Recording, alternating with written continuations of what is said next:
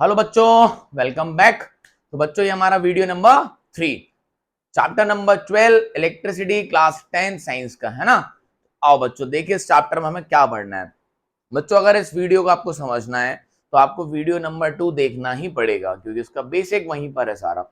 Video number 2 में हमने electric current पढ़ा था, इलेक्ट्रिक पोटेंशियल डिफरेंस पढ़ा था कि इलेक्ट्रिक करंट क्या होता है और पोटेंशियल डिफरेंस क्या होता है। आई होप आपने देखा होगा वीडियो या आपको पहले से आता हो।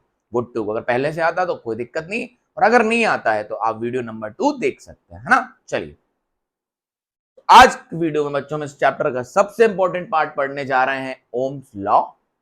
उसके बाद हम देखेंगे रेजिस्टेंस।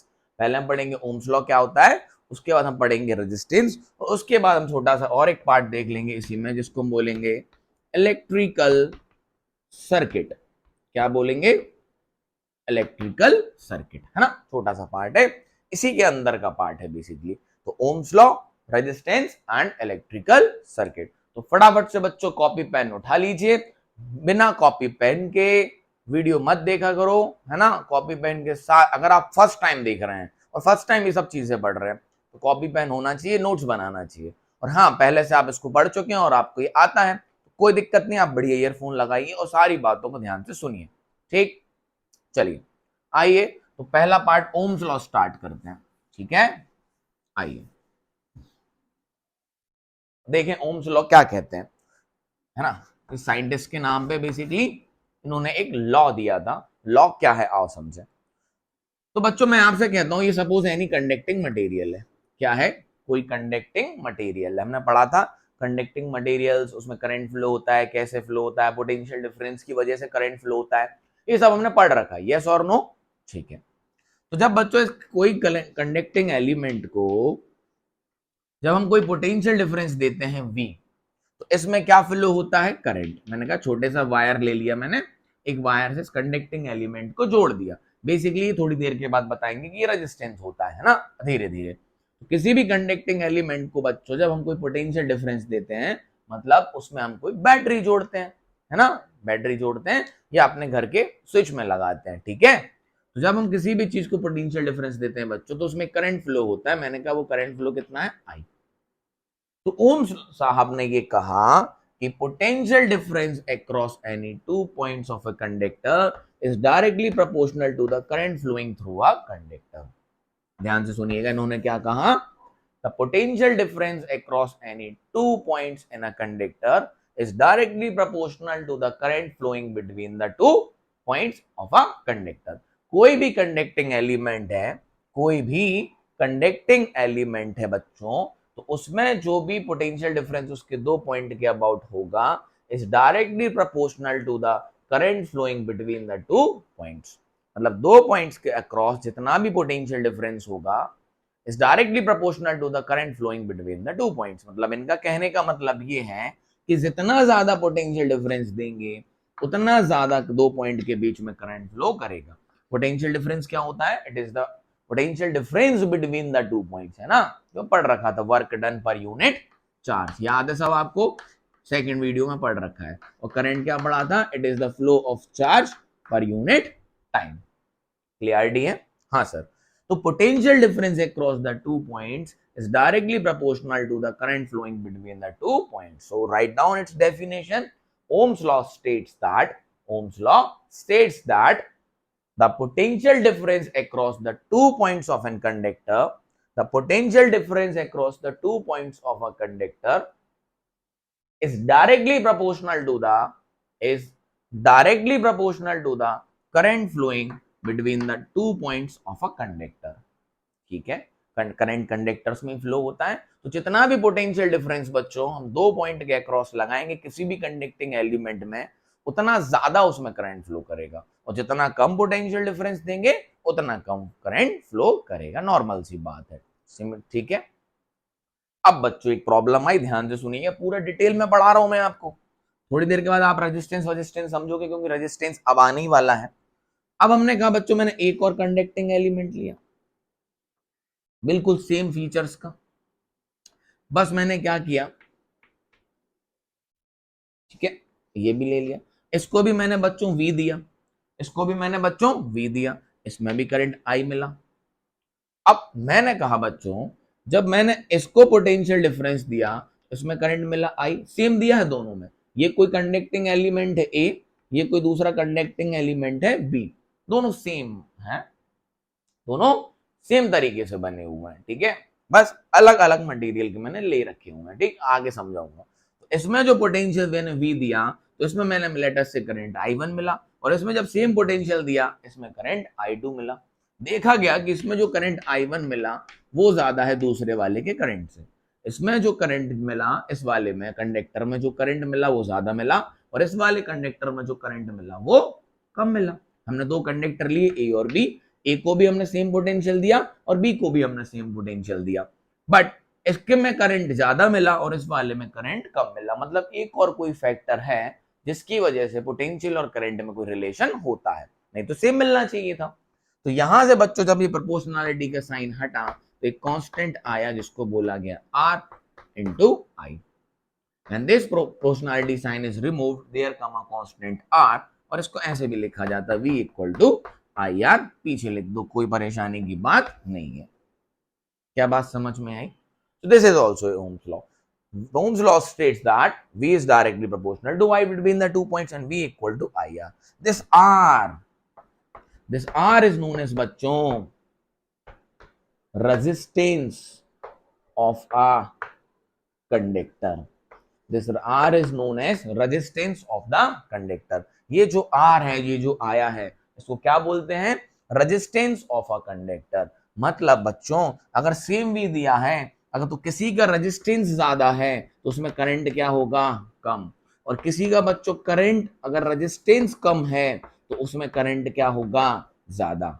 अगर सेम पोटेंशियल हमने दो को दिया, सेम पोटेंशियल दो कंडक्टर्स को बच्चों अगर हमने दिया, तो अगर एक में रेजिस्टेंस ज्यादा है तो उस वाले कंडक्टर में करंट क्या होगा? कम, और एक में अगर रेजिस्टेंस कम है तो उस वाले में कंडक्टर में करंट क्या होगा बच्चों? ज्यादा। आई होप आपको ये समझ में आया होगा। तो मतलब इन वालों का रेजिस्टेंस कम है और इसका रेजिस्टेंस ज्यादा है।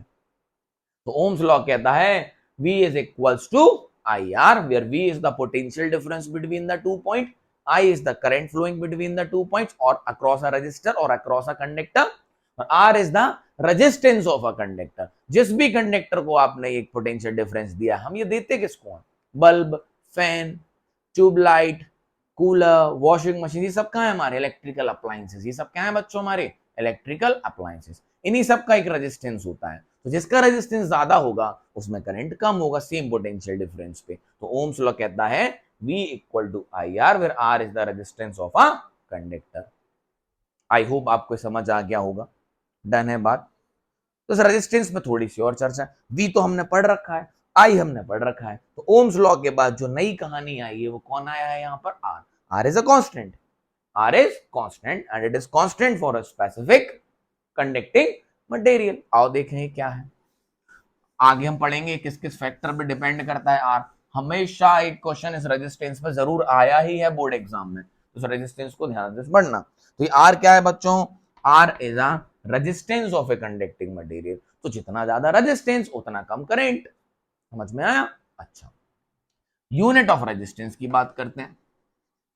यूनिट ऑफ रेजिस्टेंस कि भैया यूनिट रेजिस्टेंस की यूनिट क्या होगी? राइटिंग आप समझ ही जाते होंगे कि लिखा क्या, क्योंकि बोलता रहता हूं। ठीक है, आइए। तो बच्चों यहां से फॉर्मूला बन के आया V इक्वल टू IR। यहां से R हम क्या लिख सकते हैं? V upon I। V upon I। V की यूनिट क्या होती है? वोल्ट। V की यूनिट क्या होती है? वोल्ट। I की यूनिट क्या होती है? एम्पियर। इसको लिख सकते हैं V upon A। V upon A। इस V अपॉन A को हम बोलते हैं, इन्हीं के नाम पे इसकी यूनिट पड़ी गई ओम। जो रेजिस्टेंस की यूनिट होती है बच्चों वो होती है वोल्ट पर एम्पियर, जिसको हम कलेक्टिवली बोलते हैं ओम। ये उसका सिंबल होता है। ओम का सिंबल कैसा होता है? ऐसा, ये ओम। तो यूनिट ऑफ रेजिस्टेंस इज ओम, इन्हीं के नाम पे पड़ी गई। जैसे हम बोलते हैं ना फोर्स की यूनिट न्यूटन, न्यूटन साहब के नाम पे पड़ी गई थी, साइंटिस्ट, ऐसे इन्हीं के नाम पे ओम साहब है, उन्हीं के नाम पे इसकी यूनिट पड़ी गई रेजिस्टेंस की, जिसका साइन क्या है? सिंबल ये रहा। So when 1 volt per ampere is known as 1 ohm. 1 volt per ampere is known as 1 ohm. मतलब अगर दो पॉइंट के बीच में पोटेंशियल डिफरेंस 1 वोल्ट है और उन दो पॉइंट्स के बीच में अगर करंट का फ्लो 1 एम्पियर है तो हम कह सकते हैं उन दो पॉइंट के बीच में जो रेजिस्टेंस है वो 1 ओम है। Got my point? What I am trying to say, if we say if दो पॉइंट्स के बीच का जो पोटेंशियल डिफरेंस है बच्चों वो कितना है 1 वोल्ट। कितना है 1 वोल्ट। अगर दो पॉइंट्स के बीच का पोटेंशियल डिफरेंस बच्चों 1 वोल्ट है और उसमें 1 एम्पियर का करंट फ्लो कर रहा है, कितने का 1 एम्पियर का करंट फ्लो कर रहा है, तो इन दोनों पॉइंट के बीच का जो रेजिस्टेंस होगा वो कितना होगा 1 ohm. Got my point? So please note it down all these things. तो रेजिस्टेंस की ऐसा यूनिट क्या होती है ओम। क्या होती है ओम। ठीक, तो रेजिस्टेंस एक नया पैरामीटर यहां के निकल के आया। ये कुछ हाँ एक अच्छी बात। अब बच्चों कभी कभी सवाल आता है, मैं यही बताऊंगा फिर आगे चल के बात करेंगे। रेजिस्टेंस का फॉर्मूला आप लिख क्या रहे हो V अपॉन I। बच्चों resistance is a constant. Resistance is a constant which depends on some of the factor. It does not depends on V and I. ये मटेरियल पे डिपेंड करता है रेजिस्टेंस की, कौन सा मटेरियल आपने यूज करा है, और उसके शेप पे डिपेंड करता है और साइज पे डिपेंड करता है ना। उस मटेरियल के शेप पे डिपेंड करता है, साइज पे डिपेंड करता है, मटेरियल पे डिपेंड करता है। V और I पर रेजिस्टेंस डिपेंड नहीं करता, ये याद रखना। अच्छे एग्जाम्स में बैठोगे एमसीक्यू के क्वेश्चन आते हैं, यहां से आप फॉर्मूला जरूर आपको दिखता है, वो तो हमने यूनिट हाँ कैलकुलेट कर सकते हो। V दिया है, I दिया है, R पूछा है, कैलकुलेट कर सकते हो, but R does not depends on V and I। R is a constant, हटाया तब आया। It depends on material shape and size of the material, वो हम आगे अभी इसी वीडियो में पढ़ेंगे। तो basically resistance does not depends on potential and current. अगर आप V बढ़ाओगे तो क्या बढ़ जाएगा, I बढ़ जाएगा। तो R तो होता है V अपॉन I, ये तो कांस्टेंट ही रहेगा। तो resistance does not depends on potential as well as on current. Resistance depends on some other factor, that is material shape and size, that we will discuss in this video only after 5-10 minutes. Got my point? So note it down. अभी तक हमने यही पढ़ा। Ohm's law क्या कहता है? Ohm's law कहता है V equal to I R. V potential difference दो पॉइंट के बीच में, I करंट दो पॉइंट के बीच में, और R उस कंडक्टिंग मटेरियल का रेजिस्टेंस जिसमें ये करंट फ्लो कर रहा है। Got my point? So note it down all these things. And the unit of resistance is ohm, which is known as 1 volt per ampere is 1 ohm. जल्दी जल्दी तो नहीं बोलता हूं मैं, ऐसा लगता हो तो कभी कमेंट कर देना कि सर जल्दी जल्दी बोलते हो। बाकी पूरा डिटेल में आपको धीरे धीरे समझा देता हूं, तो ये मेन याद रखना है अपन को। ठीक, आगे बढ़े, चलो।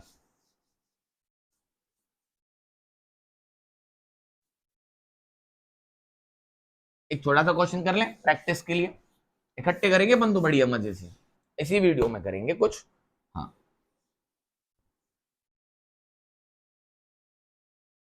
क्वेश्चन ले लो एक छोटा सा, उसमें क्या है। क्वेश्चन है the potential difference between the two point is 24 volt.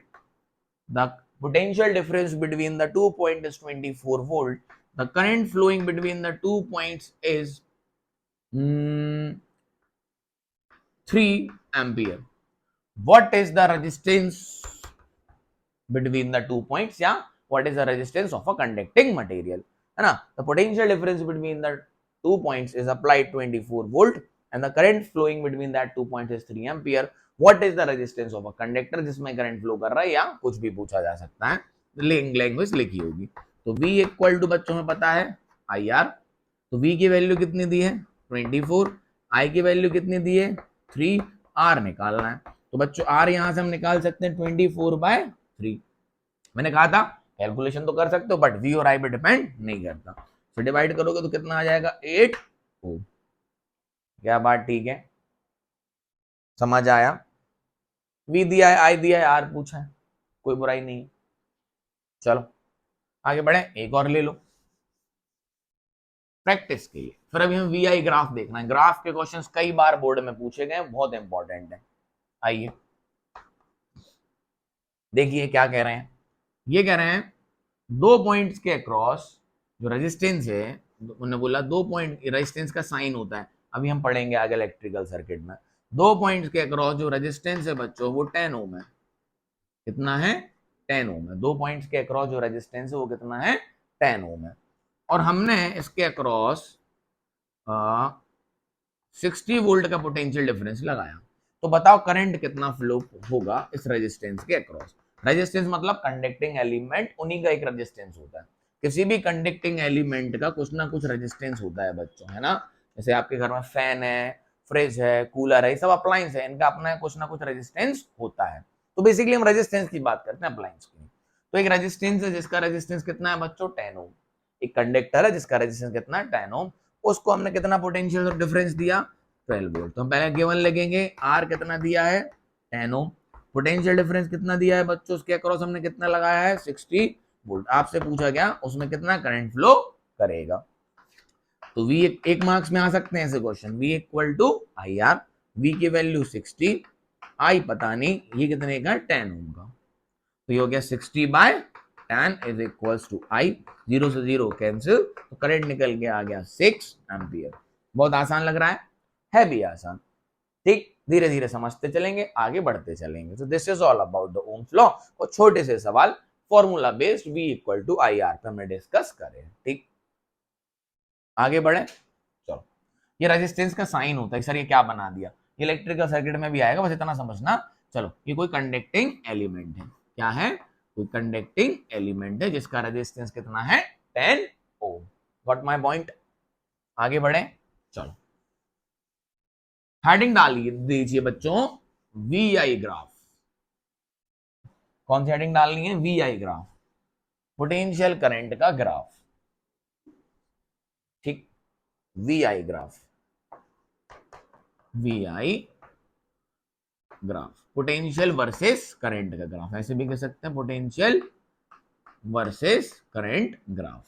ठीक है, तो वी आई ग्राफ पढ़ना है हमें। एक ग्राफ बनाते हैं तो हम एक वाई एक्सिस ले लेते हैं बच्चों, और एक एक्स एक्सिस ले लेते हैं। वाई एक्सिस पे हम लिख रहे हैं अभी वी, और एक्स एक्सिस पे लिख रहे हैं हम आई। ठीक है, अब ध्यान से सुनना बच्चों, v is directly proportional to I है, तो v equal to I R हो गया। यही तो लॉ है, v equal to I R हो गया। अब बच्चों r तो कांस्टेंट है, तो ये कैसा है, लीनियर ग्राफ बनेगा इसका। कैसा बनेगा, लीनियर ग्राफ, क्योंकि इनका जो वेरिएशन दिया है v with respect to y कैसा है, लीनियर है। कैसे, मान लो v को क्या मान लो, y, v को क्या मान लो, y, i को क्या मान लो, x। r तो है कांस्टेंट, कोई भी वैल्यू हो सकती है इसकी, मैंने कहा 2। तो इक्वेशन किसकी बन जाएगी, y इक्वल टू 2x। समझ में आया, y बदलोगे x बदलेगा। क्लियरिटी है, देखो v equal to I R, r तो कांस्टेंट है, जिसकी वैल्यू कांस्टेंट होगी, लेट अस टेक 2। v को मान लिया y, i को मान लिया x। तो आपने मैथ्स में पढ़ा होगा v y equal to 2x की इक्वेशन। इसका आप ग्राफ बनाओ तो कैसा बनेगा, इंक्लाइंड स्ट्रेट लाइन। तो वी आई ग्राफ हमेशा बच्चों इंक्लाइंड स्ट्रेट लाइन बनता है ओमिक कंडक्टर्स का, अभी समझेंगे। तो ध्यान देना, ये आ गया वी आई ग्राफ। तो किसी भी कंडक्टिंग एलिमेंट का जब आप वी आई ग्राफ बनाओगे और वो v equal to I R के लॉ को फॉलो करेगा, तो उसका ग्राफ इंक्लाइंड स्ट्रेट लाइन बनेगा ऐसे। किसी भी कंडक्टिंग एलिमेंट का आप अगर वी आई ग्राफ बनाएंगे तो कैसा बनेगा, इंक्लाइंड स्ट्रेट लाइन। तो ये वी आई ग्राफ है। क्या बात समझ आई, हाँ। देखते चलना, मजेदार क्वेश्चन आने वाले हैं इसमें। अब देखो स्लोप, आपने 9th क्लास में पढ़ा होगा स्लोप वगैरह ग्राफ का, मैथमेटिकल टर्म है। स्लोप ऑफ एनी ग्राफ, थोड़ा मैथ समझेंगे फिर इस ग्राफ का स्लोप लिखेंगे बच्चों। किसी भी ग्राफ का स्लोप, बच्चों किसी भी ग्राफ का स्लोप जो होता है वो होता है component on Y axis divided by X axis.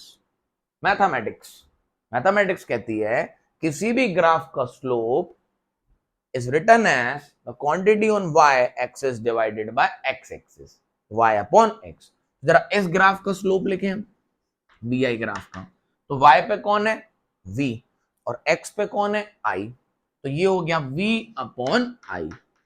और बच्चों v अपॉन i क्या होता है, v equal to I R, और v अपॉन i क्या हो गया, r।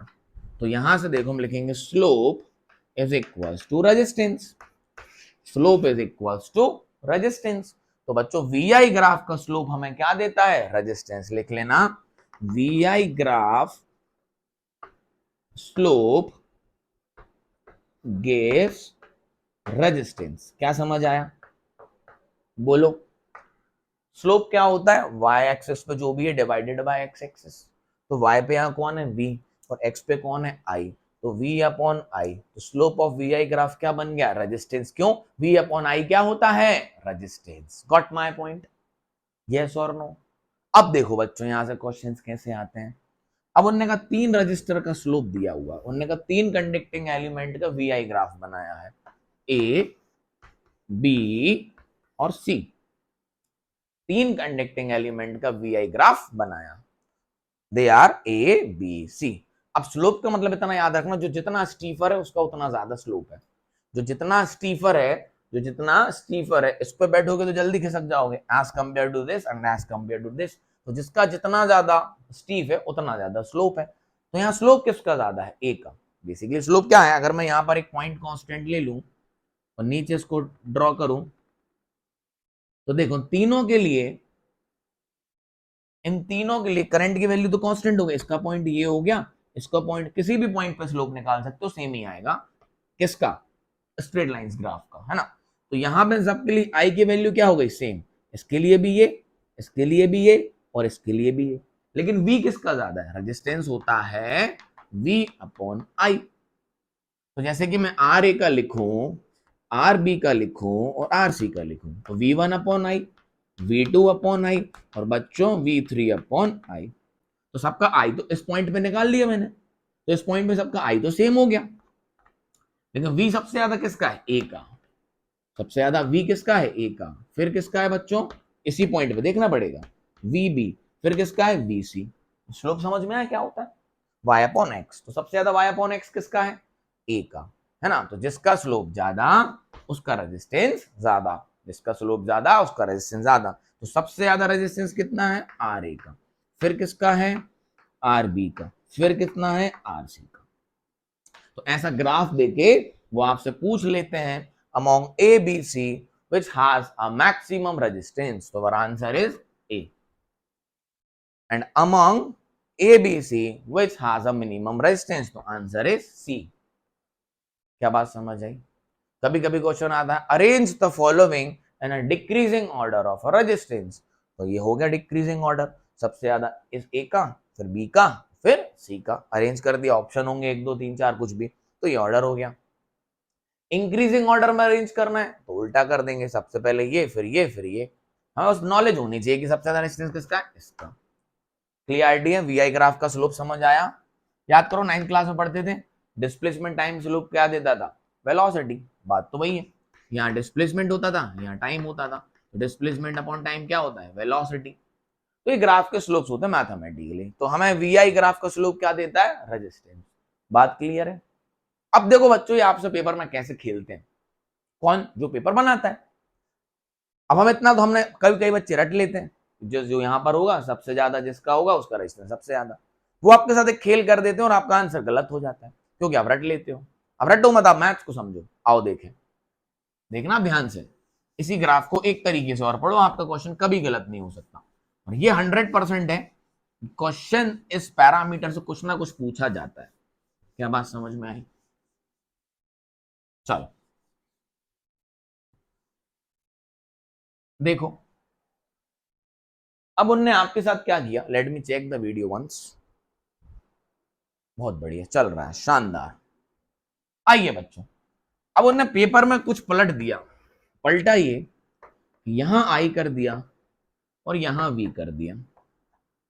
ये वी आई ग्राफ है, यहां आई कर दिया, यहां वी कर दिया। ग्राफ तो बच्चों अभी भी ऐसे ही बनेगा, उसमें कोई दिक्कत की बात नहीं है, क्योंकि v equal to I R होता है बच्चों। तो ग्राफ तो लीनियर ही होगा और ग्राफ यही होगा। अब उन्होंने 3 ग्राफ दे दिया आपको, ए बी, पूरे कंसेप्ट के साथ सीखेंगे। कभी भी किसी भी चीज का ग्राफ आ जाए, हमेशा ये कंसेप्ट याद रखना, रटना मत, ये वी आई के लिए है, ये सब के लिए है। जो जो ग्राफ आपको कभी भी आ जाए किसी भी सब्जेक्ट में, ठीक।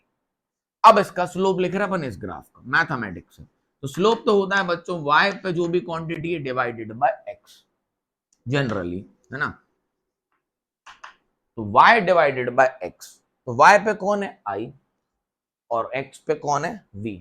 जनरल तरीका होता है स्लोप्स को लिखने का। तो ये हो गया i और x पे हो गया v। तो क्या मैं इसको ऐसे लिख सकता हूं, 1 अपॉन v अपॉन i। अरे इस i को नीचे ले जाओ ना, क्या दिक्कत है? यस और नो? इस आई को कहां ले जाऊं? नीचे। तो ये क्या हो जाएगा? 1/v/i, 1/v/i। अब v/i तो क्या होता है? रेजिस्टेंस। v/i क्या होता है बच्चों? रेजिस्टेंस। तो स्लोप इज इक्वल्स टू 1/रेजिस्टेंस। स्लोप क्या आ गया? 1/रेजिस्टेंस। ऐसा नहीं है इसका स्लोप रेजिस्टेंस नहीं दे रहा, इसका स्लोप दे तो रेजिस्टेंस ही रहा है। इसका स्लोप जो दे रहा है वो क्या दे रहा है? रेजिस्टेंस ही दे रहा है, बट इनवर्सली प्रोपोर्शनल। ये मत कर देना कि नहीं, वी आई ग्राफ का जो भी स्लोप होता है बच्चों वो रेजिस्टेंस ही देता है। V I graph slope gives resistance, gives resistance. लेकिन जब y इधर आई कर दिया और इधर v कर दिया तो ये इनवर्स हो गया। मतलब अगर मैं s इक्वल टू 1/r हो गया, r क्या हो गया? 1/s। पहले वाले में क्या आया था? s इक्वल टू r पहले वाले में। तो जिसका स्लोप ज्यादा था उसका रेजिस्टेंस ज्यादा था। अब यहां उल्टा हो गया। यहां क्या हो गया बच्चों? उल्टा हो गया, है ना। जब आई यहां कर दिया और v यहां कर दिया तो अब जिसका स्लोप ज्यादा उसका रेजिस्टेंस कम। समझ आया? जिसका स्लोप ज्यादा उसका रेजिस्टेंस कम। क्लियरिटी है?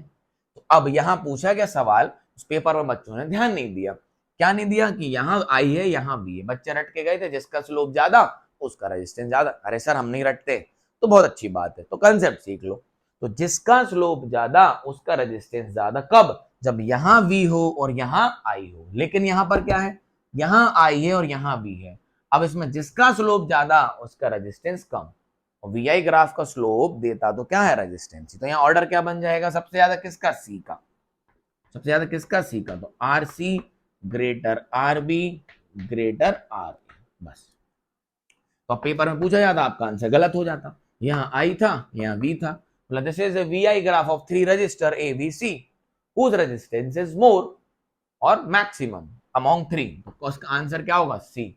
मैक्सिमम, मैक्सिमम among 3, मिनिमम ए। क्या बात समझ में आई? इन तीनों में से। क्लियरिटी है? अब इसको ऐसे देखो, एक सेकंड में समझा देता हूं। अभी जो ग्राफ पढ़ा था ऐसे ही तो पढ़ा था। V I A B C. तो इस ग्राफ ही को पलटा दे, छोड़। तो इतना याद मत रख कहानी क्या है, बस तू तो याद रखना वी इधर और आई इधर। तो जिसका स्लोप ज्यादा उसका रेजिस्टेंस ज्यादा। अगर आई इधर और वी इधर तो जिसका स्लोप ज्यादा उसका रेजिस्टेंस कम। अब तू एक काम कर, तुम्हें जो भी आ जाए पेपर में तुम ऐसा कर लियो। पहला वाला है तो कोई दिक्कत ही नहीं है। वी इधर आई इधर जनरल ग्राफ बनता है, तो इसका रेजिस्टेंस ज्यादा इसका। तो ग्राफ को ऐसे देख, ये देख, ये कौन है अभी? वी। और ये कौन है बच्चा? आई। ये कौन है? वी। और ये कौन है? इसको देख ऐसे कर। समझ आया? अरे सर ये क्या कर रहे हो? ये देख, ये क्या है? वी। और ये क्या है? आई। इसको ऐसे कर। तो यहां कौन आ जाएगा? वी। और यहां कौन आ जाएगा? ऐसे कर। ऐसे देखता हूं। ये ले, ये ले। तो यहां कौन आ जाएगा बच्चों? वी। तो पलटा हो गई। और यहां कौन आ जाएगा? आई। ऊपर कौन आ जाएगा? सी। तो किसका ज्यादा होगा? सी का। What my point? I hope आपको समझ आ गया होगा इतने में। तो this is all about the V I graph and its slope. आगे बढ़े? डन है? मिटा दूं? चले? चलिए, बहुत है, आप समझ चुके होंगे।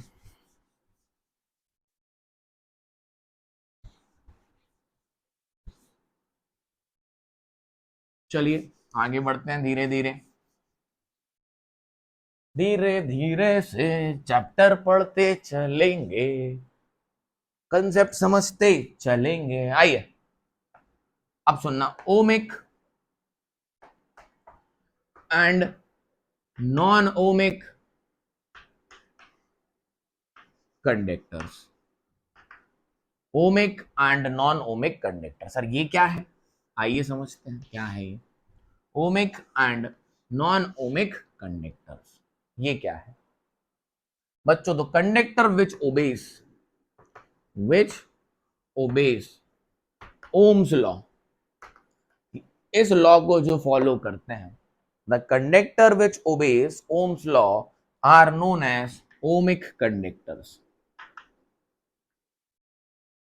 ऐसे कंडक्टर्स या ऐसे मटेरियल्स जो ओम्स लॉ को ओबे करते हैं उनको हम क्या बोलते हैं? Ohmic conductors. क्या बात ठीक है?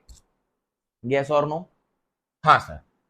मतलब V equal to I R के लॉ को फॉलो करते हैं। क्या बात समझ में आई? मतलब उनका रेजिस्टेंस कांस्टेंट रहे अगर समय के साथ, तो ऐसे कंडक्टर हमेशा ओमिक कंडक्टर्स होते हैं। क्या बात ठीक है? The conductors which obeys the Ohm's law are known as ohmic conductor. और उनका ग्राफ हमेशा कैसा होगा? Inclined straight line. कोई दिक्कत की बात? Which do not obey Ohm's law. अब जो इस एरियम को लॉ नहीं करेंगे उसको क्या बोलते हैं? Non ohmic conductor. Non ohmic conductor, जो लॉ को फॉलो नहीं करते हैं उसको क्या कहते हैं? Non ohmic conductor. मतलब V equal to I R के लॉ को फॉलो नहीं करते हैं। मतलब V directly proportional to I को जो फॉलो करेंगे वो ओमिक होते हैं बच्चों, और जो V directly proportional to I को फॉलो नहीं करेंगे वो नॉन ओमिक होते हैं। मतलब इनका जो graph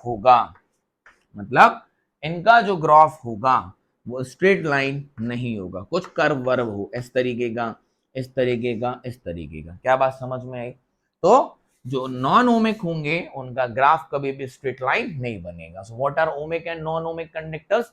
the conductors which obeys the Ohm's law are known as ohmic conductors, and the conductors which do not obey the Ohm's law are known as non-ohmic conductors. और ohmic conductors होंगे तो उनका graph हमेशा inclined straight line होगा, और अगर non ohmic होंगे तो उनका ग्राफ कभी भी इंक्लाइंड स्ट्रेट लाइन नहीं होगा, कुछ ना कुछ कर्व या कुछ ना कुछ आड़ा टेढ़ा होगा। समझ में आ गया? यस और नो? बच्चों होता क्या है ना, जब भी हम किसी भी कंडक्टिंग मटेरियल को यूज करते हैं तो यूज करते करते उसका टेम्परेचर बढ़ जाता है। क्या बढ़ता जाता है? टेम्परेचर। तो रेजिस्टेंस बदलने लगता है ना? तो रेजिस्टेंस बदलने के कारण उनका V directly proportional to I का थोड़ा सा ग्राफ चेंज हो जाता है। ठीक है, वो आगे की कहानी, वो हमारे 10th क्लास में उसका कोई ज्यादा रोल नहीं है। ठीक, स्लोप बदल जाता है उनका बेसिकली कुछ समय के बाद। ठीक है, नॉन यूनिफॉर्म वेरिएशन हो जाता है, यूनिफॉर्म वेरिएशन नहीं रहता है। क्या रहता है? नॉन यूनिफॉर्म वेरिएशन हो जाता है कुछ समय के बाद, जो हमें ज्यादा समझना नहीं है, यहाँ पे बात बता दूंगा। अब देखो, एक बार क्वेश्चन आया, कई बार आया, V इधर I इधर, कुछ ग्राफ बने थे,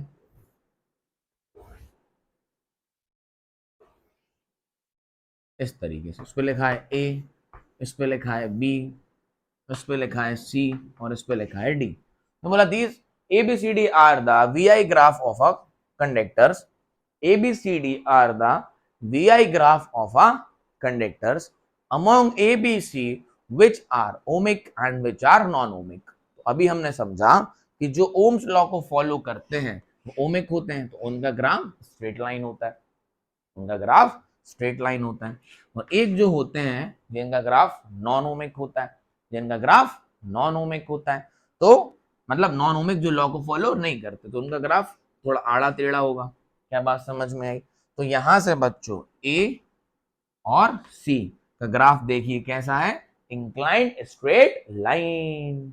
तो अगर जिनका ग्राफ इंक्लाइंड स्ट्रेट लाइन है, मतलब V directly proportional to I को फॉलो कर रहे हैं, तो मतलब A and B are ohmic conductor. And किसके टेढ़े आड़े हैं? B और D। क्रॉस बना रहा हूं इसलिए नहीं कि वो, हाँ, तो ये नॉन ओमिक है, मतलब ओमिक नहीं है, क्योंकि इनके ग्राफ कैसे हैं? कर्व है, स्ट्रेट नहीं है। तो B and sorry A and C लिखना था यहाँ, A and C are ohmic and B and D are non ohmic conductors. तो आई होप आपको ये क्वेश्चन भी समझ आ गया होगा, इनका कंसेप्ट भी समझ में आ गया होगा। क्योंकि बच्चों जब कंडक्टर्स को हम किसी भी सर्किट में लगाते हैं तो कुछ टेम्परेचर चेंज के कारण उनके रेजिस्टेंस में वेरिएशन आने लगता है, तो V directly proportional to Y valid नहीं रहता है कुछ टाइम के बाद, है ना? तो वो नॉन ओमिक की तरह बिहेव करने लगते हैं। क्लियरिटी है? हाँ, बस इतना कंसेप्ट था, ज्यादा आपको उसमें अंदर इंटीरियर में घुसना नहीं है। तो जो फॉलो करेंगे वो ओमिक, जो नहीं करेंगे वो नॉन ओमिक। और ओमिक का ग्राफ स्ट्रेट और नॉन ओमिक का स्ट्रेट छोड़ के कुछ भी हो सकता है। डन है बात? आगे बढ़े? क्लियर? चलिए अब यहां पर बच्चों हमें रेजिस्टेंस पे चर्चा करनी है। किस पे चर्चा करनी है? ये होता क्या है, ये अगर मटेरियल की प्रॉपर्टी है, ये कांस्टेंट है, तो ये किस किस फैक्टर्स पे डिपेंड करता है। तो हेडिंग डालना रेजिस्टेंस। अच्छा टॉपिक है, समझना है हमें, है ना। Resistance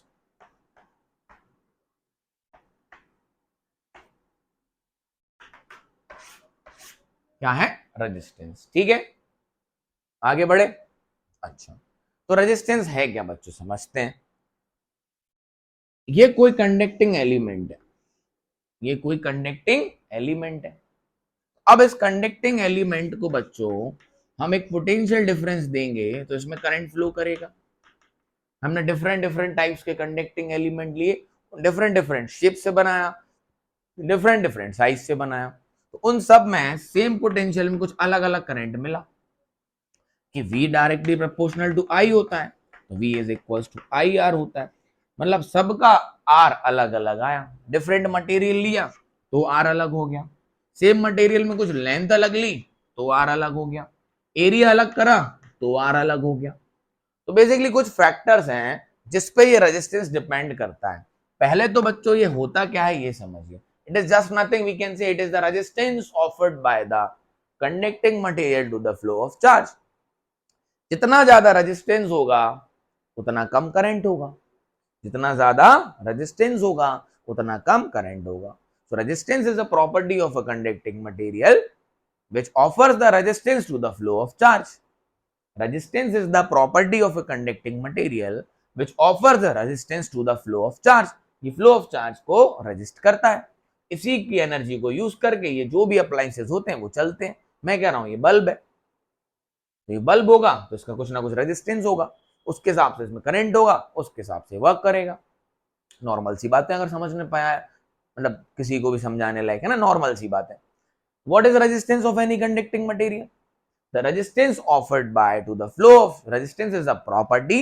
Resistance is a property of any conducting material which offers the resistance to the flow of charge.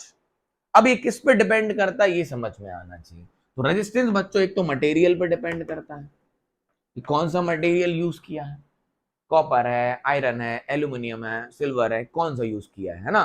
किसी भी चीजों से बनाया जा सकता है जो कि क्या हो, conducting. It first of all it is depends on the material of a conducting element.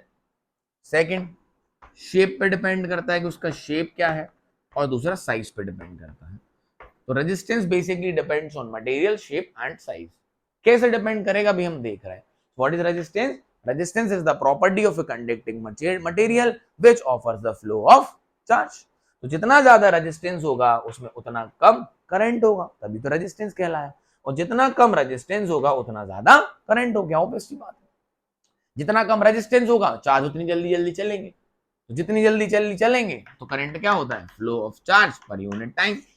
जितनी जल्दी जल्दी चलेंगे उतना कम टाइम लगेगा, flow of charge per unit time is current. तो जितना कम रेजिस्टेंस उतना ज्यादा करंट, जितना ज्यादा रेजिस्टेंस तो उतना कम चलेंगे। समझ में आया? तो उतना का चार्ज का फ्लो कम हो जाएगा। Got my point? आई सुनिए ध्यान से। अब बच्चों, अब मटेरियल से किसको क्रॉस होना है, चार्ज को। ठीक है, तो आप खुद समझिए। अगर मैं आपसे बोलूं कि आपको जनरली समझा रहा हूं, सिर्फ फॉर एन एग्जांपल, आपसे मैं बोलूं 100 मीटर दौड़ो, क्या दौड़ो, 100 मीटर। उसमें मैंने 50 हडल्स रख दिए। कितने हडल्स रख दिए, 50। और बोला 100 मीटर आपको दौड़ना है, तो कितने हडल्स को क्रॉस करना पड़ेगा, 50। तो रेजिस्टेंस कितना है, 50। मैं बोलूं 200 मीटर दौड़ना है, कितने हडल्स हो जाएंगे, मैं कहूंगा वैसे का वैसे रेट है, 100 हडल्स हो जाएंगे। मैं कहूंगा 300 मीटर दौड़ना है तो कितने हडल्स हो जाएंगे, 150। तो बेसिकली जैसे जैसे दूरी बढ़ रही है रेजिस्टेंस बढ़ रहा है, जैसे जैसे दूरी बढ़ रही है वैसे वैसे रेजिस्टेंस बढ़ रहा है आपका। आप अगर 100 मीटर दौड़ोगे तो कुछ उसके हिसाब से थकोगे, आप 200 मीटर दौड़ोगे तो उसके हिसाब से थकोगे। 100 मीटर चलना है तो यहाँ पर सिस्टम लगा रखा है, 50 हर्डल्स आएंगे। 200 मीटर दौड़ोगे तो 100 हर्डल्स आएंगे। तो जितनी ज्यादा लंबाई हो रही है उतना रेजिस्टेंस बढ़ रहा है, क्योंकि बच्चों यहां से यहाँ किसको जाना है, इलेक्ट्रॉन्स को जाना है। या ये फ्लो ऑफ चार्ज ही तो करंट है, किसको जाना है, इलेक्ट्रॉन्स को जाना है। तो जितना ज्यादा इनको चलना पड़ेगा उतना ज्यादा बीच में आपस में टकराते रहते हैं, और जितना ज्यादा टकराएंगे, और मटेरियल के स्ट्रक्चर पे भी डिपेंड करेगा। स्ट्रक्चर अंदर का ज्यादा कॉम्प्लिकेटेड है अगर क्रिस्टल स्ट्रक्चर, तो और ज्यादा टकराएंगे। बात समझ आ रही है? तो जितनी ज्यादा लेंथ होती है बच्चों उतना ज्यादा रेजिस्टेंस होता है, जितनी ज्यादा लेंथ होती है उतना ज्यादा रेजिस्टेंस होता है। क्या बात समझ में आई? यस और नो? तो देखिए, तो resistance is directly proportional to the length of the conductor. जितनी ज्यादा लेंथ होगी उतना ज्यादा उस चार्जेस को रेजिस्टेंस सफर करना पड़ेगा। तो resistance is directly proportional to length. ठीक, अब सुनो, अब बच्चों देखना ध्यान से, तो रेजिस्टेंस तो ले लिया। अब मैंने कहा एरिया की बात करते हैं। किसकी बात करते हैं? एरिया की। किसकी बात करते हैं? एरिया की। आप अपने स्कूल के क्लासरूम में बैठे हैं और बोल दिया छुट्टी, सब भाग जाओ। तो गेट की साइज तो क्या है? छोटी सी। सब निकलोगे तो क्या होगी? कंजेस्टेड हो जाएगा, एक साथ तो सब निकल नहीं पाओगे, या तो लाइन बना के निकलोगे। लेकिन मैंने कहा एक काम करो, गेट बड़ा कर दो। क्या कर दो? गेट बड़ा कर दो, तो अब आराम से सबके सब एक साथ निकल सकते हैं। यस और नो? मतलब अगर आप एरिया बढ़ा रहे हो तो रेजिस्टेंस कम हो रहा है। जब गेट छोटा था तो आप फंसी होने लगी, सबको फंस रहे हो एक दूसरे में। क्या कर रहे हो? फंस रहे हो, और फंसोगे तो रेजिस्टेंस मतलब बढ़ गया। पीछे वाले खड़े हैं, ये कब निकलेंगे? पीछे वाले कह रहे कुछ और जगह मिल जाती तो हम निकल लेते। तो मैंने कहा गेट बड़ा कर दो, निकल जाओ। एरिया बड़ा कर दिया तो रेजिस्टेंस कम हो गया। तो basically resistance is inversely proportional to area. Area बड़ा करने से रेजिस्टेंस कम हो जाता है। सो एरिया बड़ा करने से रेजिस्टेंस कम हो जाता है। इनवर्सली प्रोपोर्शनल, एरिया बढ़ेगा तो रेजिस्टेंस घटेगा। समझ में आया? और एरिया घटेगा तो रेजिस्टेंस बढ़ेगा। तो a resistance is inversely proportional to area. Therefore, resistance is directly proportional to L by A. Resistance is directly proportional to L by A. अब ये क्या है सर? आइए देखें। मतलब और कौन सा फैक्टर है? एक और फैक्टर है जिसको मैं एक्सप्लेन करता हूं। अपन ने दो कंडक्टिंग मटेरियल लिए, A और B।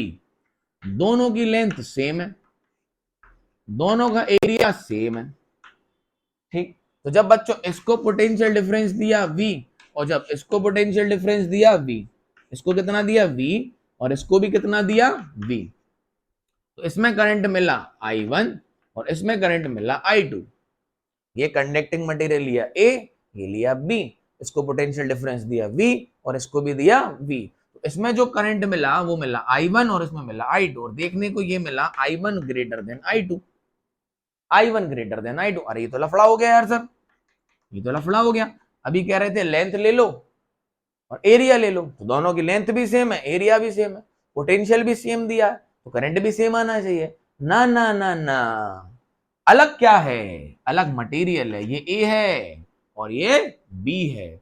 मान के चलो ये आयरन है, मान के चलो ये कॉपर है, ये आयरन है। क्या बात समझ में आई? एक और फैक्टर है जिस पर रेजिस्टेंस डिपेंड करता है, वो होता है मटेरियल। मटेरियल की प्रॉपर्टी जिसको बोला गया रेजिस्टिविटी। तो यहां से प्रोपोर्शनलिटी का साइन हटाएंगे, एक कांस्टेंट आएगा rho L by A, where rho is the property of a material. Material की हार्डकोर प्रॉपर्टी होती है जिसको हम बोलते हैं रेजिस्टिविटी। तो जिसकी रेजिस्टिविटी ज्यादा होगी उसका रेजिस्टेंस ज्यादा होगा। क्या बात समझ में आई? जिसकी रेजिस्टिविटी ज्यादा होगी उसका रेजिस्टेंस ज्यादा होगा। तो इसकी रेजिस्टिविटी शायद ज्यादा हो, इसकी कम हो, इस वजह से इसमें रेजिस्टेंस कम आया, इसमें करंट कम आया, इसमें करंट ज्यादा आया। क्या बात समझ में आई? तो देखो, लेंथ पे डिपेंड करता है, एरिया में डिपेंड करता है, और मटेरियल पे डिपेंड करता है। किस मटेरियल की कितनी रेजिस्टिविटी है। किसी मटेरियल की रेजिस्टिविटी ज्यादा है तो रेजिस्टेंस ज्यादा होगा, किसी मटेरियल की रेजिस्टिविटी कम है तो रेजिस्टेंस कम होगा। जैसे हम बोले वुड, लकड़ी, लकड़ी की रेजिस्टिविटी इन्फिनिटी है तो उसमें रेजिस्टेंस कितना है? इन्फिनिटी है, क्योंकि उसमें करंट फ्लो होता ही नहीं है। ऐसी कॉपर है, एल्यूमिनियम है, सब है, सबकी अपनी अपनी रेजिस्टिविटी होती है। समझ में आया? उस हिसाब से सबका अपना अपना रेजिस्टेंस होता है। तो यहां से रेजिस्टेंस का फॉर्मूला लिखिए, पहले लिखिए factor on which the resistance depends. एक और आएगा भी इसके बाद, बताऊंगा। एक तो मटेरियल पे डिपेंड करता है बिकॉज ऑफ द रेजिस्टिविटी। देखते हैं रेजिस्टिविटी क्या कहलाती है। शेप और साइज पे डिपेंड करता है। तो बेसिकली यहां से लिखेंगे resistance depends on material due to the resistivity of material, length of the material, मतलब length of the conductor, resistance depends on material of the conductor, length of the conductor and area of the conductor, and area of the conductor। किस किस factor पे depend करता है? Material पे, length पे, area पे। ठीक, एक और पे बताऊंगा अभी मैं टेम्परेचर पे। तो आओ पहले रेजिस्टिविटी समझ ले। तो रेजिस्टेंस क्लियर है, रेजिस्टेंस हमने बोला था वी और आई पे डिपेंड नहीं करता, रेजिस्टेंस तो कांस्टेंट था। रेजिस्टेंस किस पे डिपेंड करता है, रेजिस्टिविटी पे, लेंथ पे और एरिया पे। डन है। आइए तो थोड़ी सी चर्चा अब रेजिस्टिविटी पे करेंगे बच्चों। रेजिस्टिविटी क्या है, आओ what is resistivity basically.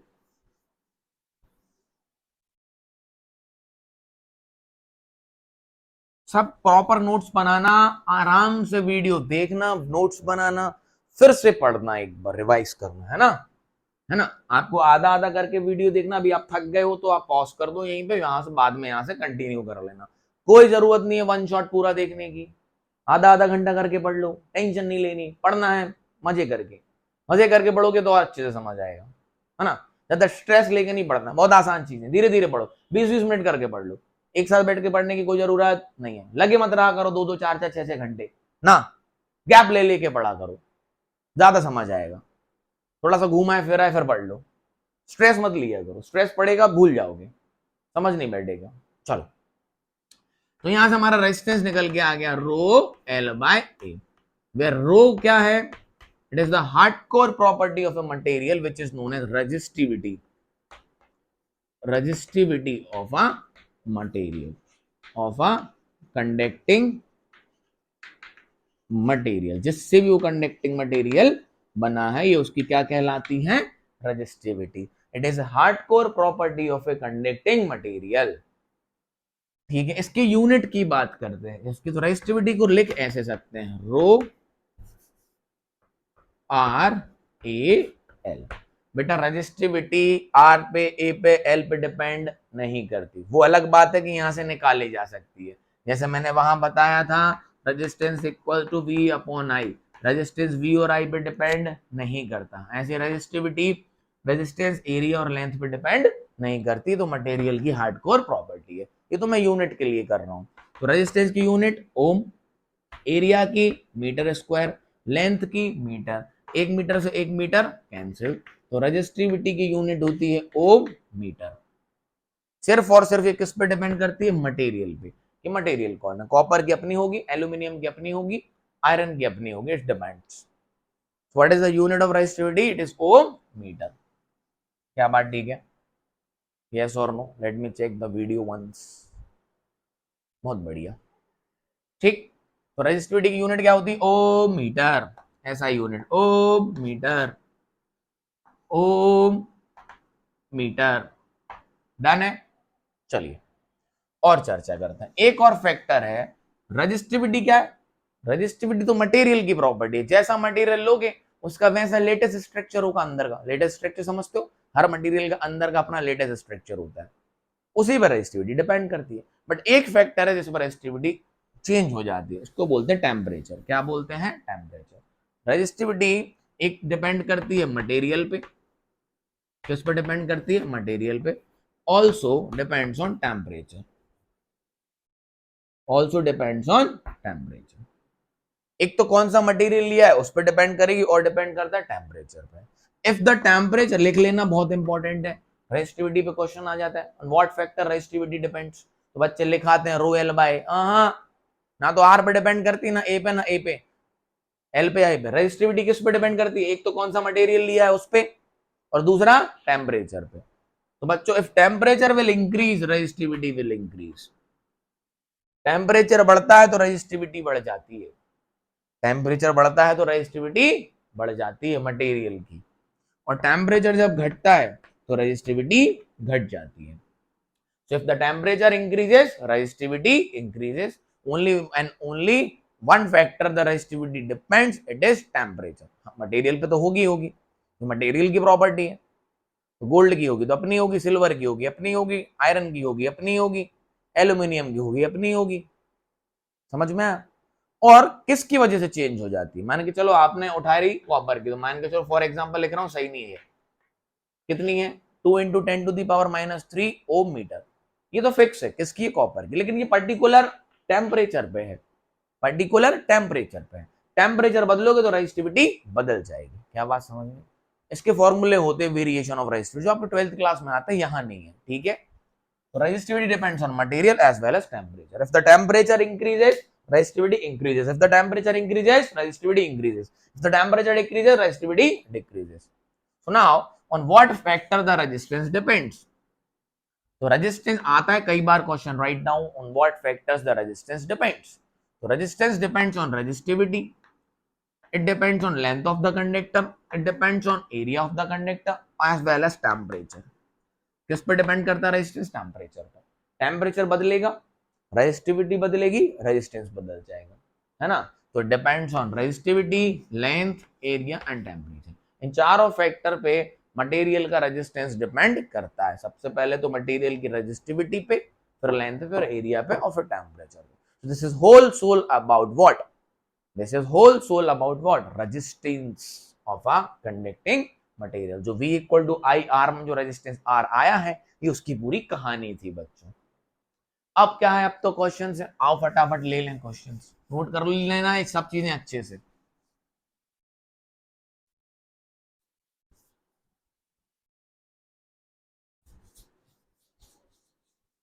Question देखो. अब क्या ही है सर, अब तो क्वेश्चंस गिवन होगा, क्वांटिटी ले लेंगे. देखो फटाफट क्वेश्चन बताओ. एक मटेरियल जिसकी रेजिस्टिविटी दी हुई है आपको 2 × 10⁻³ ओम मीटर. रैंडम वैल्यूज ले रहा हूं, पेपर में वैल्यू आएंगे उसके हिसाब से क्वेश्चन करेंगे. ठीक. एक मटेरियल है जिसकी रेजिस्टिविटी कितनी है? 2 × 10⁻³ ओम मीटर. जिसकी बच्चों लेंथ आपको गिवन है 60 सेंटीमीटर. कितनी दी हुई है लेंथ? 60 सेंटीमीटर. ठीक है. और जिसका एरिया आपको दिया हुआ है 2 mm square. 2 mm square. Find the resistance. Find the resistance. देखना अच्छा, बढ़िया बढ़िया पैटर्न के क्वेश्चन करवा रहा हूं, 3 ही 4 बनते हैं. तो the resistivity of a material is 2 × 10⁻³ length 60, area 2 meter, 2 mm square. Find the resistance. तो सबसे पहले तो देखो रेजिस्टिविटी किसमें? ओम मीटर में. हाँ, तो लेंथ किसमें चाहिए है? मीटर में. और एरिया भी किसमें चाहिए है? मीटर स्क्वायर में, जो कि आपको क्या में दिया? mm. तो पहले कर लो कन्वर्जन. तो गिवन में लिख लो 60 डिवाइडेड बाय 100, 0 से 0 कैंसिल, तो 6/10 मीटर. सर 0.6 लिख लो ना.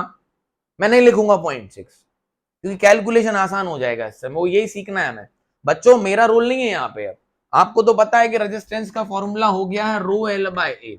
तो रो दिया है, एल दिया है, ए दिया है, बट मेन कंसर्न होता है कैलकुलेशन का, जो आप गलत कर देते हो. मैथ्स गलत हो जाती है आप पे. तो ध्यान से समझना कैलकुलेशन कैसे करना है ना. तो आपको 6/10 लिख लो यहाँ मीटर. 0.6 भी लिख सकते हो, लेकिन मैं नहीं लिख रहा हूं क्योंकि मेरा कैलकुलेशन आसान करना है मुझे. अब आइए एरिया. एरिया दिया है 2 mm स्क्वायर. तो इसको किस में करना है? मीटर स्क्वायर में. तो 2 डिवाइडेड बाय 10⁻6 मीटर स्क्वायर. ऐसे लिख लो पहले. 2 mm square is equal to 2 divided by 10⁻6 meter square. Sir 10⁻6 कैसे? मुझे पता है कई बच्चों को ये समझ नहीं आया होगा. बच्चों 1 मीटर में 1000 mm होते हैं. 1 मीटर में 1000 mm होते हैं. तो 1 m मीटर स्क्वायर, मीटर का स्क्वायर करना है तो इसका भी क्या होगा? स्क्वायर. तो जब आप इसका स्क्वायर करोगे तो क्या आएगा? 10⁻6. 3 जीरो तो यही है, 1000 इंटू 1000 मतलब 6 जीरो आ जाएंगे. 10⁻6 mm स्क्वायर. ठीक. तो इसको इसके नीचे लाओ. तो 1 mm square, 1 m square divided by 10⁻6 is equal to 1 mm square. तो यही तो किया है हमने. 2 mm स्क्वायर था, तो 2 mm को हमने किससे डिवाइड किया? 10⁻6. ये कभी स्क्वायर याद रखा करो. बच्चे मीटर को सेंटीमीटर में कन्वर्ट करने के लिए, सेंटीमीटर को मीटर में कन्वर्ट करने के लिए 1/100 से डिवाइड कर देते हैं, है ना. सेंटीमीटर को मीटर में कन्वर्ट करने के लिए क्या डिवाइड कर देते हैं? 100. सही भी बात है. लेकिन जब सेंटीमीटर स्क्वायर को करना है कन्वर्ट, तो क्या करना है? 10⁴ से डिवाइड करना है. स्क्वायर है क्योंकि. ऐसे ही जब mm से मीटर में करना है तो 1 डिवाइडेड बाय 1000. लेकिन mm स्क्वायर है तो 1 divided by 1000 into 1000, 10⁻6. I hope समझ आ गया और कईयों को आता होगा. बस यही चाहिए था, हो गया काम, हो गया क्वेश्चन. लो ठीक. आइए तो वैल्यू रख लो, यहां कर देता हूं. आर रो की वैल्यू ये रही 2 × 10⁻³ एल की वैल्यू 6/10. एरिया की वैल्यू 2/10⁻6. तो 2 यहां आ गया, 10⁻6 नीचे आ गया. तो देखो 2 से 2 कैंसिल, 10 की पावर 6 कहां पहुंच जाएगा? ऊपर। देखना ध्यान से कैलकुलेशन, 10 की पावर -3 मल्टीप्लाई बाय 6, ये कहां पहुंच जाएगा? ऊपर। तो 10 की power 6 divided by 10, divided by 10। अब ये 10 है, ये 10 की पावर 6 है, एक 10 में पड़ जाएगा, ये बचेगा 10 की पावर 5। तो 10 की पावर -3 प्लस 5, तो 10 की पावर +2। समझ में आया? तो 6 इंटू 10 की पावर +2, तो ये आएगा 600 ओम। हो गया ना कैलकुलेशन आसान। अभी आप पॉइंट पॉइंट में करते तो पागल हो जाते, कैलकुलेशन गलत कर रहे थे। तो कैलकुलेशन इसी तरीके से करना तो आसान हो जाएगा। Got my point? नोट करें, सही है, चेक कर लेना एक बार, कभी कभी गलती हो जाती है कैलकुलेशंस में, 5 2 प्लस के 2, हाँ ठीक, डन है, कर सकते हो। चलो क्वेश्चन लिखा होगा, आप पढ़ के कर सकते हो। चलो आगे बढ़े, पैटर्न बदल दूं थोड़ा सा, आओ बदल लेते हैं।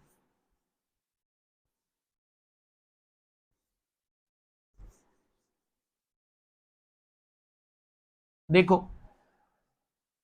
3 पैटर्न में कराऊंगा, इससे ज्यादा नहीं आते। इसमें अब आप कितनी भी वैल्यू बदल लो, कैलकुलेशन कर सकते हो। हाँ सर कर सकते हैं। एरिया दिया हो, लेंथ दिया हो, रेजिस्टिविटी दी हो, रेजिस्टेंस निकाल सकते हैं, निकाल सकते हैं। बस क्या देखना है? यूनिट्स। क्या देखनी है? यूनिट्स। मीटर में लेके आना है, ठीक। चलो नेक्स्ट देखो, a resistance of a conductor is, resistance of a conductor is 1000 ohm, ठीक। its length is 80 centimeter, its length is 80 centimeter and its area is 4 mm square, 4 m, wire होता है बहुत छोटे छोटे होते हैं, 4 mm स्क्वायर, सेंटीमीटर स्क्वायर भी हो सकता है, कुछ भी ले लो, उसको भी कन्वर्ट कर लेंगे, क्या बुरा है, डाटा है, सीखना है। What is the resistivity of a conducting material?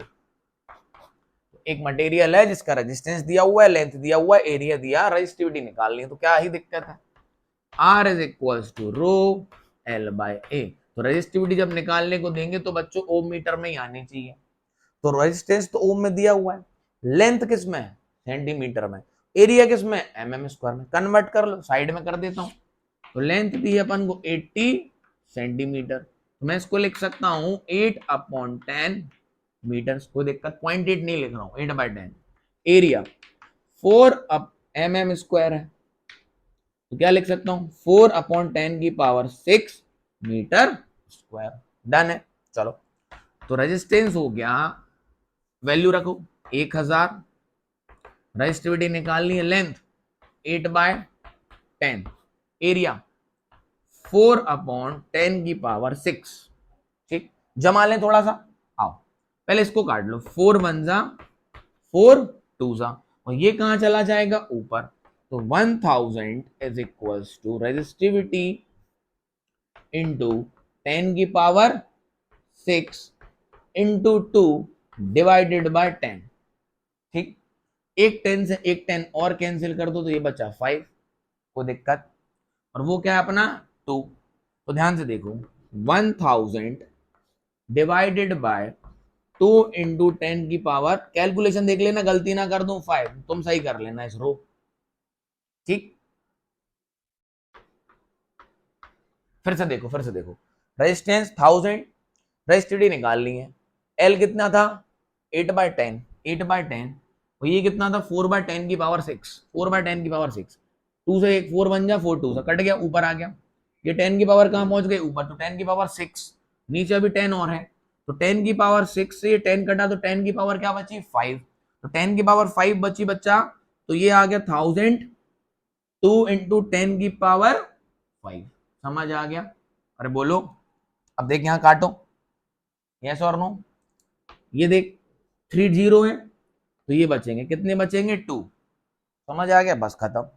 ये बचा रेजिस्टिविटी इज इक्वल टू 1/2, और ये कहां चला जाएगा? ऊपर। तो 10 की पावर -2, 10 की power -2, 1 divided by 2 is 0.5 into 10 की पावर -2, और इसको ऐसे लिख सकते हैं 5 इंटू 10 की power -3 Om metre.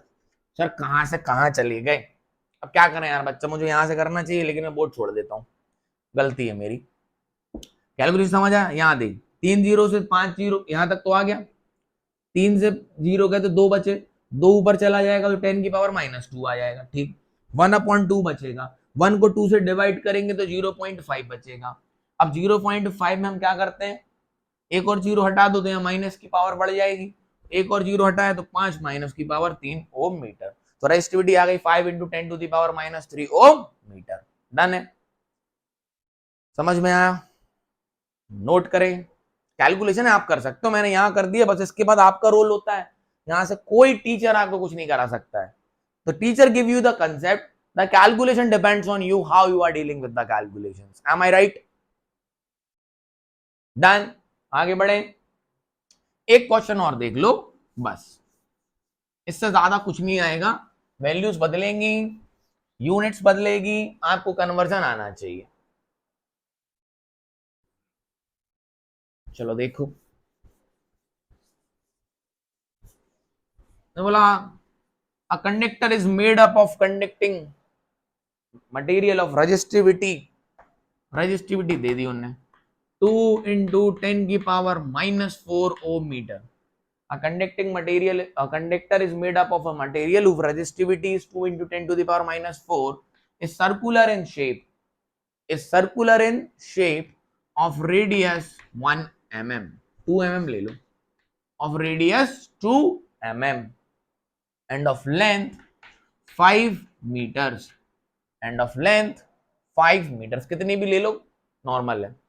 What is the resistance of a conducting material? Got my point, यहां से करेंगे। अब रेजिस्टिविटी दी है, बोला है सर्कुलर है, रेडियस है 2 mm और लेंथ है 5 मीटर, तो रेजिस्टेंस बताइए, क्या ही दिक्कत है।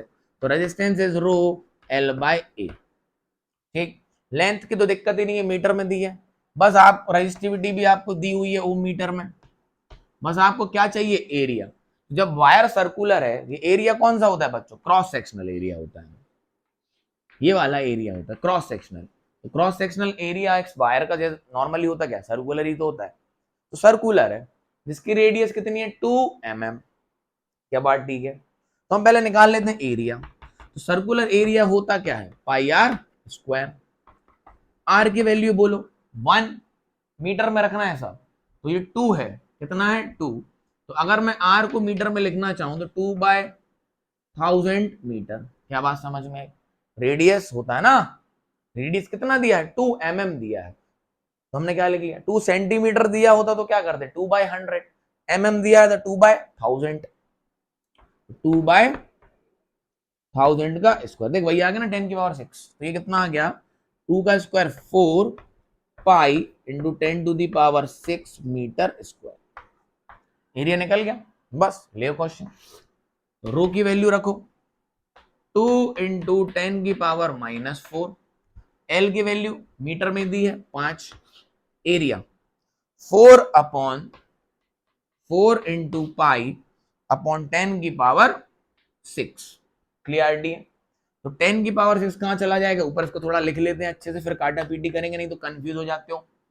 10⁻⁻4 मल्टीप्लाई बाय 5 मल्टीप्लाई बाय 10⁶, जो इसके डिवाइड में होता है ना, जो डिनोमिनेटर के भी डिवाइड में होता है वो कहां चला जाता है, न्यूमरेटर पे, तो आपको आता होगा 4 इंटू पाई, पाई की वैल्यू रख लो 3.14 या 22/7 कर लो, आपकी मर्जी, क्या बात समझ में आई। बेटर है आप इसको लिख लो 22/7, तो 7 कहां पहुंच जाएगा ऊपर, यहां मल्टीप्लाई कर दूं, समझ में आया कैसे किया, ये ऊपर पहुंच गया 10⁶, पाई को लिख दिया 22/7 या 3.14 जो आपकी इच्छा, तो 22 नीचे आ गया, 7 कहां चला गया ऊपर, ये complete calculation.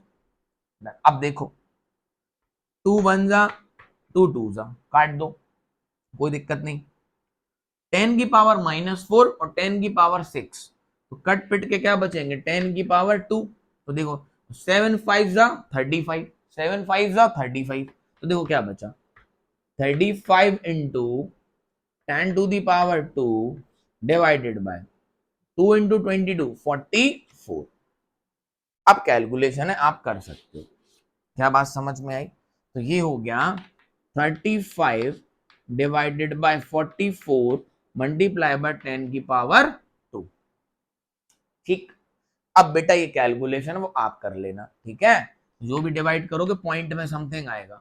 35 divided by 44, clear है? अरे डन है, समझ गए? बोलो।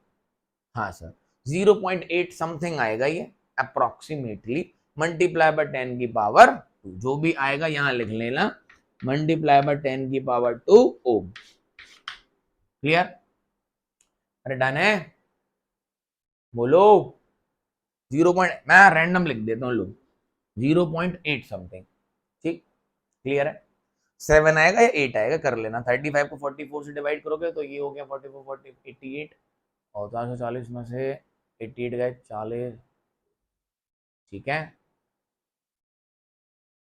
हाँ अप्रोक्सीमेटली 0.78 समथिंग आएगा। तो मैंने अप्रोक्सीमेशन लिखा हुआ है, आप कर लेना। चाहो तो इसको ऐसे भी लिख सकते हो, फिर 8 जो भी होगा 10 की पावर 3 कर लेना, हाँ 1 कर लेना। ठीक, डन।